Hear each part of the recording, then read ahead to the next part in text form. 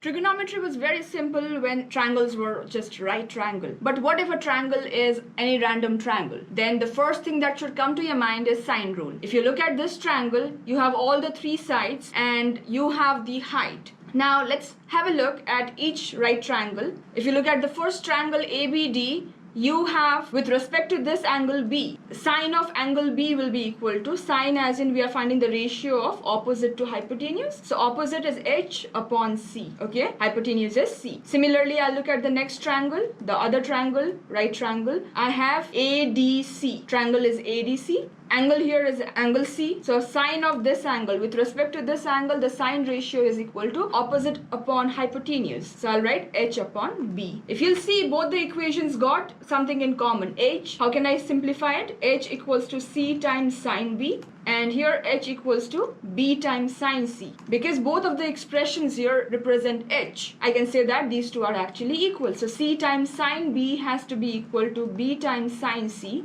Now note that I'm just doing a simple manipulation. I'm bringing this C out here and B out here. How can I do that? I can divide both sides by BC. If I'll divide both sides by BC, the reason I'm dividing both sides by BC is because I see them as a clear multiple here. So C and C cancels out, B and B cancels out. What do we get? We get the sine of the angle B upon the side opposite to it. Their ratio is always equal to the sine of one angle divided by the side opposite to it. Now if you apply this with any two triangles or by drawing any height from any one corner, if you're drawing heights and doing this, then you will see that it is applicable to all triangles that you're making. So in fact, it's not just applicable for the two angle B and C. The same thing will now be applied to the third side and the third angle. So this is what sine rule is. This is called sine rule, as in it's very simple to remember. The ratio of sine of an angle to the opposite side, it's always constant. All the sides will have a relation with their respective opposite angle. Let's say, for example, if I have any random triangle A, if this is side A, then this will be angle A, opposite of that. If this is side B, then this is angle B. So their ratios are always equal. This is the concept of sine rule. Hope it makes sense.